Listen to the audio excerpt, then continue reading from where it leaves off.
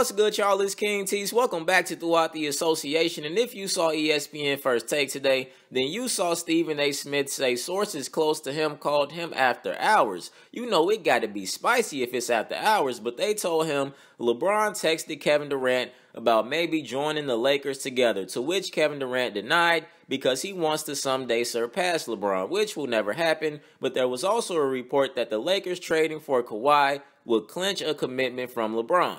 Now, it's a lot of sources say going on, and LeBron's camp has had enough. According to Joe Vardon, who is very close to the Cavaliers, he says sources close to LeBron, he didn't text KD, and his going to the Lakers would not be sealed or doomed by whether or not they trade for Kawhi.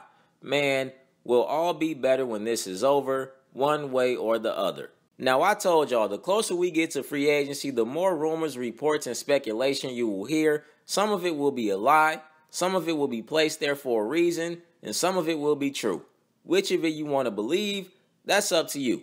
I don't really believe the Kevin Durant thing, only because Durant has made it clear he wants to stay in Golden State, and with Kawhi and Paul George and others available and looking at their options, I don't see why you waste time on Kevin Durant. Not to mention he's beat you in the last two finals. I'm not going to say Stephen A. lying because I respect Stephen A., but I would need to see that to believe it. But as far as Kawhi, LeBron is too smart to bank his whole free agency on the Lakers trading for Kawhi.